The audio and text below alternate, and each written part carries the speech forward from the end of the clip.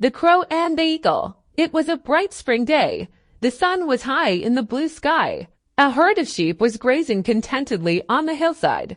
The little lambs with their soft white coats and curly tails were playing among themselves. The shepherd, seeing that his flock was safe and happy, had fallen asleep under the spreading branches of a large old tree. Suddenly an eagle swooped down from the sky. It pounced on a little lamb and carried it off so swiftly that none of the other lambs even had the time to bleat. The sleeping shepherd heard nothing. A crow was sitting on the tree under which the shepherd lay asleep. He had seen how the eagle had caught the lamb and carried it off to his nest. What a wonderful way to get dinner, he thought. Why do crows look for old smelly food? The crow decided to do exactly as the eagle had done. It had looked easy enough.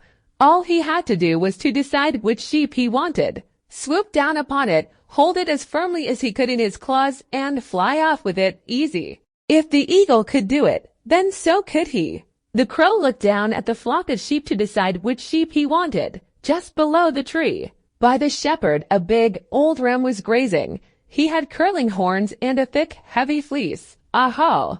He should be a good meal for me, thought the crow greedily. He was very hungry, and the thought of a large juicy ram for lunch made his mouth water. The crow swooped silently and swiftly down onto the ram, just as he had seen the eagle do, and grasped it firmly by its fleece. And now to fly off with it to my nest, said the crow to himself. He flapped his wings with all his strength, but could not lift the ram. The ram was large.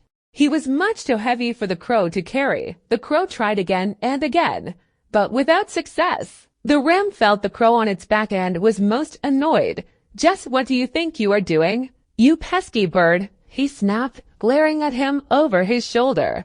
The crow flapped harder still, trying to carry the ram away. Now stop that, cried the ram. Go away, she'll leave me in peace. He jumped and bucked and tried to shake the crow off his back. Oh, thought the crow, alarmed at the ram's fierce antics. Maybe this wasn't such a good idea after all. Perhaps I should look for my dinner somewhere else. I had better let the ram be. The crow tried to fly away, but he found he could not move. His claws were caught in the ram's thick fleece.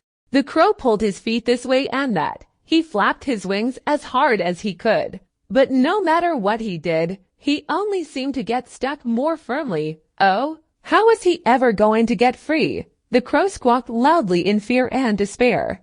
The ram started running around the tree, bellowing with rage. The shepherd woke up with a start.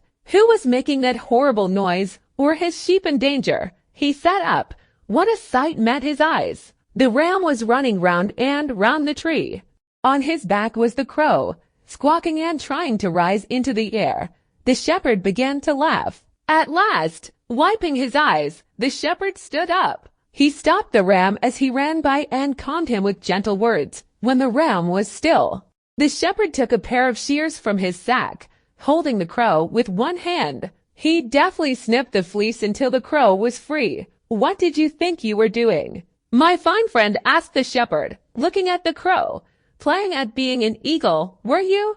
The shepherd burst out laughing again. The crow was too embarrassed even to croak. He wished only that the shepherd would let him go so he could fly away to his nest and hide his foolish head. Finally, when the shepherd let the crow go, the crow flapped his wings and flew off as fast as he could. And the next time you want to be an eagle, make sure you pick an animal your size, called the shepherd after him. The crow, feeling silly and foolish, promised himself that from now on he would only do as other crows did. This story is presented by Speak Out Learning English. Thank you for watching.